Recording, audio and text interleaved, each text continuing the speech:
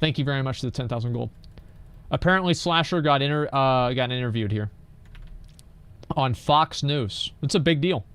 The glorification of violence in our society. This includes the gruesome and grisly video games that are now commonplace.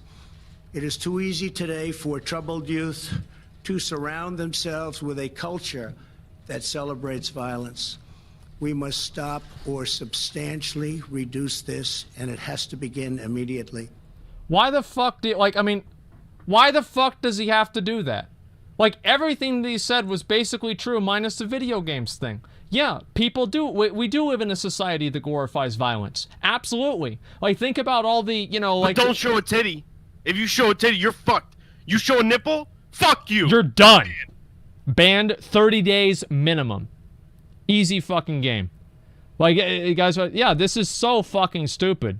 Yeah, I feel like the whole idea of, like the American idea of solving problems with violence. Like, oh, well, nobody'd say this around me or I'd hit them or something like that. Imagine being like that.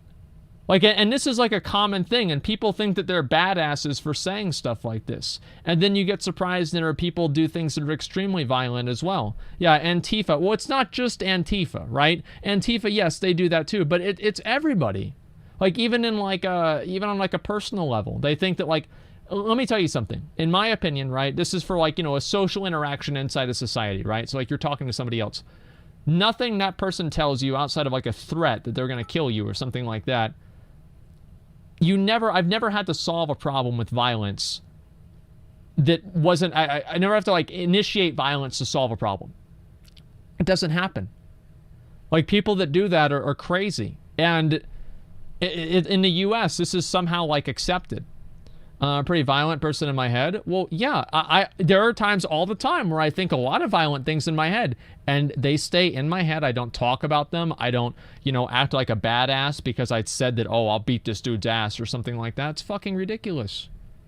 It's childish.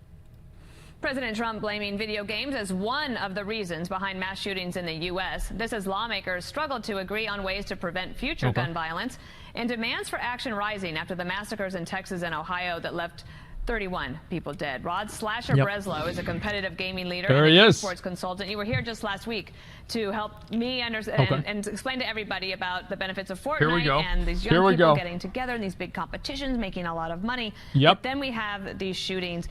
President Trump wasn't the only one saying that this weekend. Here's House Minority Leader Kevin McCarthy, similar sentiments.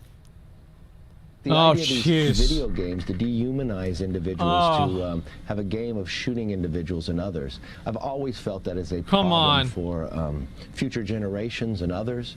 We've watched from studies shown before of what it does to individuals.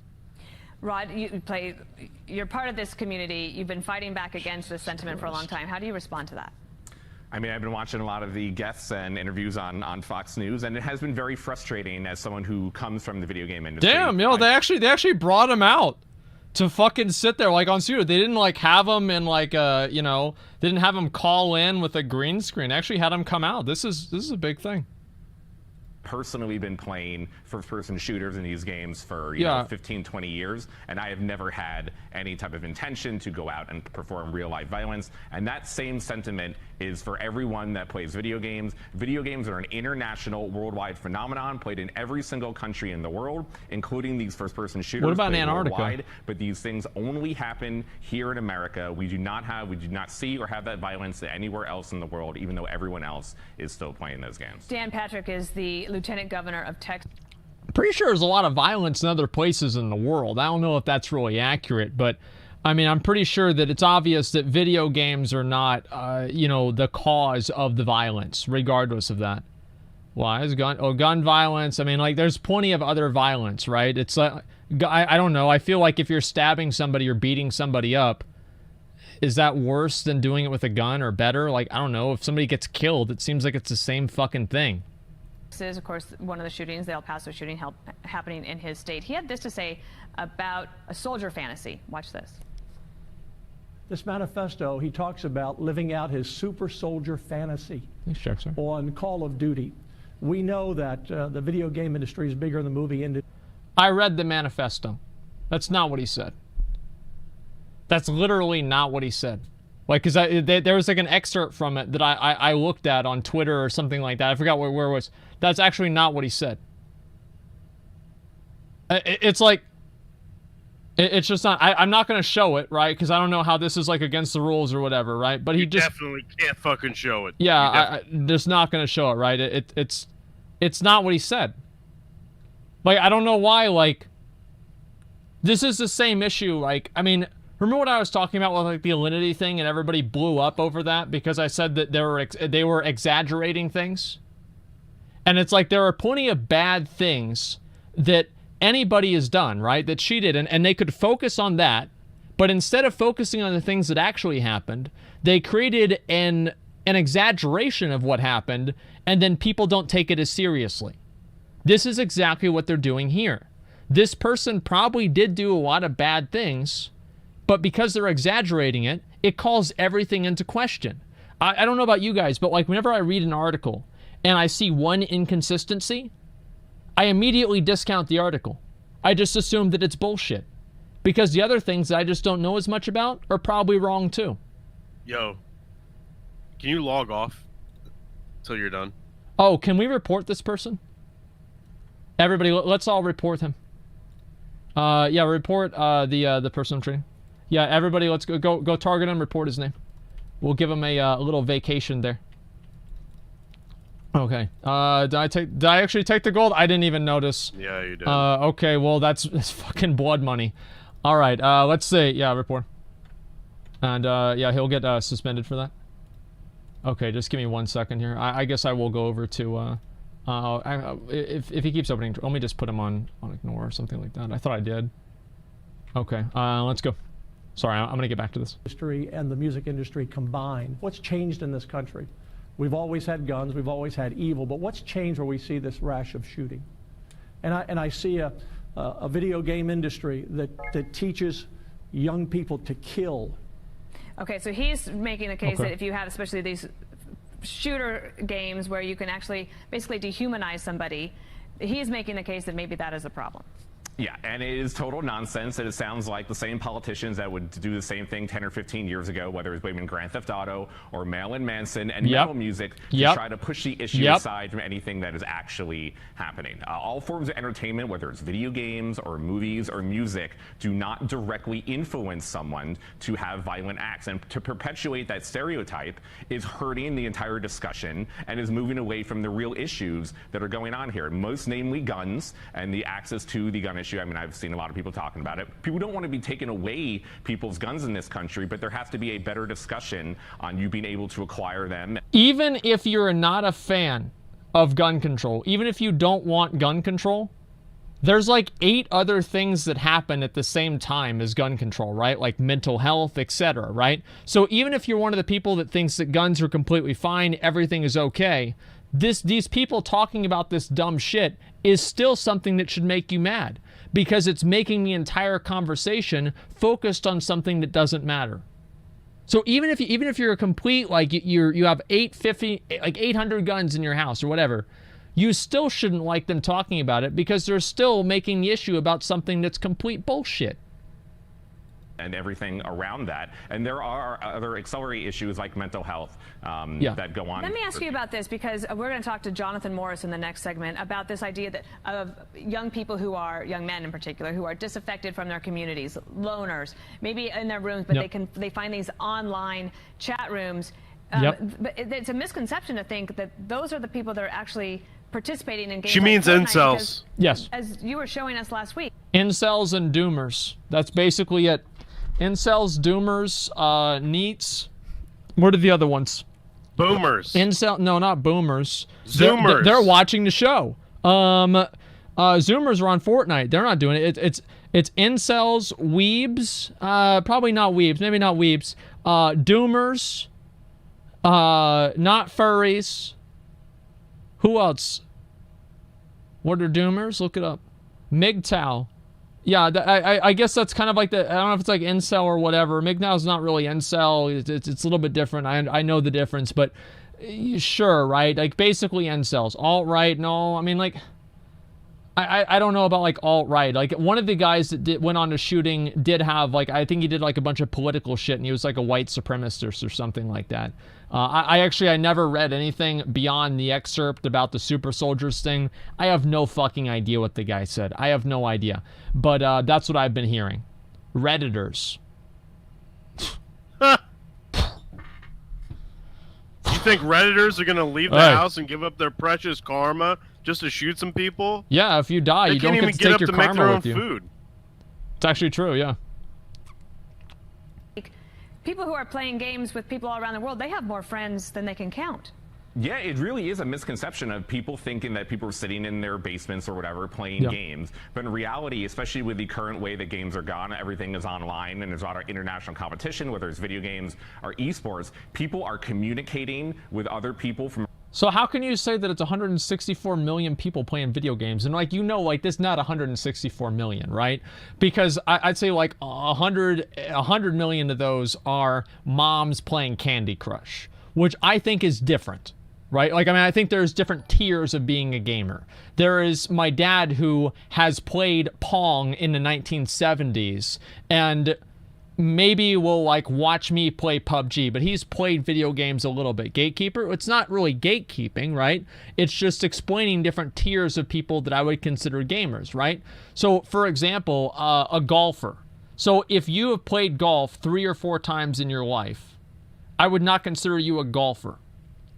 If you're like, there's plenty of other examples of that too, like people that are not classified by a behavior. I think that the way that you exhibit the behavior that you're being classified by has to do with should you classify somebody as a gamer or not. That's not gatekeeping at all. That's common sense. Golfers are gamers. Yeah, give me a fucking break. 100% gameplay infographics says adults play video games, not just gamers.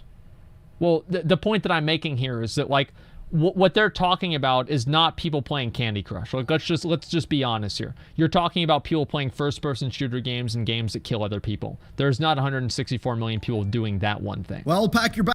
Are communicating with other people from around the world every day, and it really is a community of people meeting each other, meeting up, talking to each other, and really get friend groups that you're not able to. For a lot of kids out there playing games at home, being able to sit there and play games with other people is what uplifted them and is what really brought them into a new light when maybe they were in a dark place. And that's the reason why everybody fucking loves Classic WoW.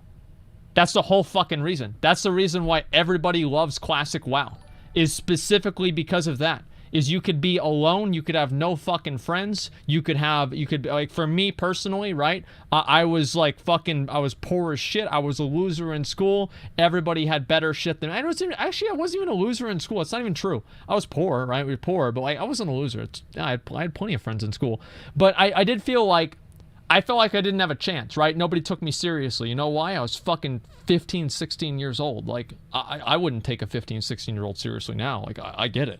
Like, in context, like, yeah, of course I wouldn't take myself seriously. I was a fucking idiot back then. But whenever it's me, I'm like, yeah, fuck that shit. But I can go on the game, and I can actually be really good at it. And it gives people an even playing field. I think it helps a lot of kids develop confidence. There's a lot of good things about games. Games are a thing that brought people together, and really that is what should be noted more for. So how frustrating is it for the gaming community to listen to, as you're saying, politicians who are using arguments that they've been using for 10 or 15 years, even if it was movies back when I first worked on Capitol Hill? Yeah, I mean, it really is ridiculous. I mean, for me to hear, it's also to watch Fox News and see people come on. Well, it's not just Fox. I mean, they're everywhere. It is. It's not even people. Like, don't blame Fox for this. Like, yeah, I mean, it's partly Fox, but the people that they're bringing on are elected representatives of the country. Like, this is not an outcome of Fox News. Of course, they are going to interview people who are elected representatives that determine the laws, because those are the people that matter. The problem is that the people that matter, that are making the laws, think this dumbass shit. Elected? Well, yeah, they have been elected, right? I mean, am I wrong about that? Like, I mean, wait, what do you mean? Elected retarded Republicans? Well, I mean, like, I'm pretty sure there's people that are fucking retarded that are Democrats, too. It's not like Republicans have a monopoly on being stupid. Most of America is stupid. Yeah, I know, but it's like it's not Fox. It is partly Fox News' fault. Yeah, sure, right? But like, yeah, they shouldn't have people that aren't there, and like they had some of the anchors saying bad stuff about it. But the core issue, right? Who cares about what some news anchor says? That doesn't matter. What matters is whenever the person who's elected that actually goes into Congress and writes a law thinks that video games are causing people to go on shooting rampages. That's what matters. It's not Fox News' fault for interviewing the people that write the laws. It's what they should do.